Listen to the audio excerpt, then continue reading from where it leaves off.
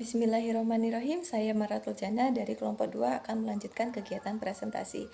Sebelumnya, terima kasih kepada Kak Farah yang telah mempresentasikan modul 3, kegiatan belajar 1, mengenai model-model belajar.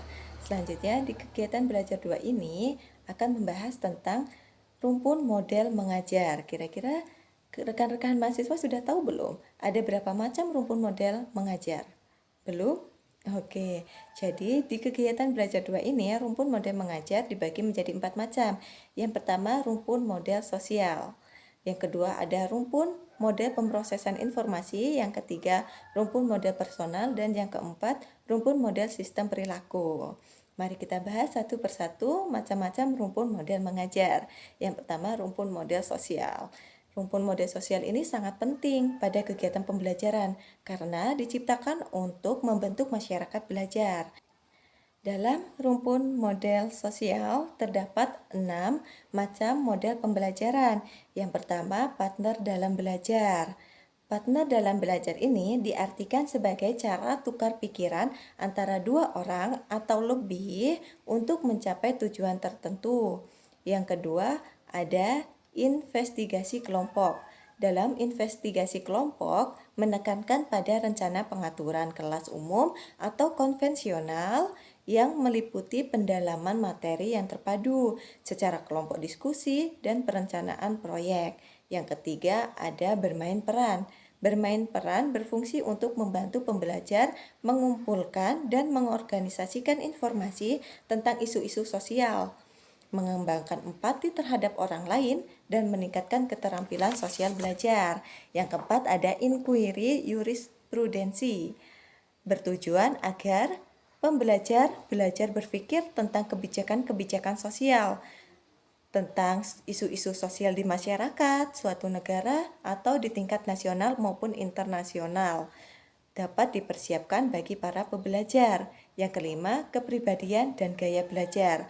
Model ini dikemukakan adanya gaya belajar pembelajar dan guru yakin bahwa semua itu dapat berkembang. Perkembangan dapat terjadi secara optimal apabila lingkungan menyediakan cara kerja konseptual yang diperlukan untuk kebutuhan konseptual seseorang. Yang keenam ada inquiry sosial. Model ini dirancang dengan maksud khusus, yaitu mengerjakan informasi, konsep-konsep, cara pikir, studi tentang nilai-nilai sosial dengan memberi tugas-tugas yang menggabungkan aspek kognitif dan sosial. Selanjutnya, rumpun model mengajar ini yang kedua ada rumpun model pemrosesan informasi. Model pemrosesan informasi menekankan pada cara meningkatkan pembawaan seseorang memahami dunia dengan memperoleh dan mengorganisasikan data, memahami masalah, dan memberikan pemecahannya, serta mengembangkan konsep-konsep dan bahasa untuk menyampaikannya. Dalam rumpun model pemrosesan informasi dibagi menjadi 8 macam. Yang pertama ada berpikir induktif, yang kedua pencapaian konsep, yang ketiga inquiry ilmiah, yang keempat latihan inquiry, yang kelima mnemonik, yang keenam sinematik, yang ketujuh ada pengorganisasian awal, yang kedelapan penyesuaian dengan pembelajar. Rumpun model belajar selanjutnya yaitu rumpun model personal. Rumpun model personal dimulai dari pandangan tentang harga diri individu. Seseorang berusaha memperoleh pendidikan sehingga berusaha memahami diri sendiri dengan lebih baik, bertanggung jawab atas pendidikan sendiri, dan belajar mencapai pengembangan yang baru dengan lebih kuat, lebih sensitif, dan lebih kreatif dalam meraih kehidupan yang berkualitas tinggi. Dalam rumpun model personal dibagi menjadi 2 macam. Yang pertama ada rumpun mengajar non-direktif atau tidak langsung. Jadi proses ini membantu peserta didik agar dapat belajar dengan baik tanpa dari arahan guru. Dikembangkan dari teori konseling. Model ini menekankan kerjasama pembelajar dengan guru. Guru berusaha membantu pembelajar memahami bagaimana memainkan peran utama untuk mencapai pendidikannya. Yang kedua ada peningkatan harga diri. Guru menggali prinsip-prinsip yang dapat membimbing kegiatan-kegiatan kerja dengan pembelajar untuk meyakinkan dan memberikan gambaran pribadi si pembelajar sebaik mungkin. Rumpun model belajar yang keempat yaitu rumpun model sistem perilaku. Dalam teoretik, model ini sering disebut teori belajar sosial, modifikasi perilaku, terapi perilaku, dan kibernetik. Manusia memiliki sistem komunikasi koreksi dari diri yang memodifikasi perilaku dalam merespon informasi tentang seberapa jauh keberhasilan tugas-tugas yang dikehendaki. Dalam rumpun model sistem perilaku ini dibagi menjadi 3 macam. Yang pertama, belajar tuntas dan pembelajar terprogram. Yang kedua, pembelajar langsung. Yang ketiga, belajar melalui simulasi dari latihan dan latihan mandiri. Oke, itu tadi kegiatan belajar 2. Baik, selanjutnya kita memasuki modul keempat mengenai prosedur pembelajaran. Dalam modul 4 ini terbagi menjadi 3 kegiatan belajar. Yang pertama, kegiatan pra dan awal pembelajaran. Yang kedua, kegiatan inti dalam pembelajaran. Dan yang ketiga, kegiatan akhir dan tindak lanjut pembelajaran. Yang akan saya bahas kali ini mengenai kegiatan belajar 1 tentang kegiatan pra dan awal pembelajaran.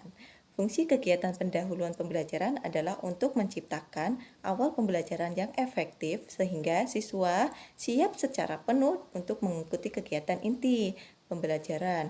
Guru diharapkan memiliki kemampuan untuk menciptakan kondisi awal pembelajaran yang efektif yang mendukung proses dan hasil pembelajaran yang optimal. Kegiatan belajar 1, kegiatan pra dan awal pembelajaran. Mari kita bahas satu persatu. Kegiatan pra pembelajaran atau biasa disebut dengan kegiatan transtruksional. Upaya yang dapat dilakukan oleh guru dalam kegiatan pra pembelajaran biasanya yaitu 1. Menciptakan sikap dan suasana kelas yang menarik. Yang kedua, ada memeriksa kehadiran siswa. Yang ketiga, menciptakan kesiapan belajar siswa. Yang keempat, menciptakan suasana belajar yang demokratis. Oke, selanjutnya ada kegiatan awal pembelajaran. Kegiatan awal pembelajaran ini untuk menyiapkan mental siswa dalam memasuki kegiatan intinya yang dapat dilakukan guru dalam tahap kegiatan awal pembelajaran yaitu menimbulkan motivasi dan perhatian siswa, memberikan acuan yang membuat kaitan, dan yang terakhir melaksanakan tes awal. Itu tadi penjelasan mengenai kegiatan belajar 1 mengenai kegiatan pra dan awal pembelajaran. Dari presentasi tadi diharapkan seorang guru memiliki kemampuan untuk menciptakan kondisi awal pembelajaran yang efektif yang mendukung proses dan hasil pembelajaran yang optimal. Kami harap dengan mengenal rumpun model mengajar dan jenisnya, rekan-rekan mahasiswa agar dapat menerapkan model-model tertentu yang sesuai dengan bidang studi dalam pelaksanaan pembelajaran, agar konsep yang disajikan dapat dipahami oleh siswa. Selanjutnya, kegiatan belajar 2 akan dilanjutkan oleh Kak Nur Hasanah.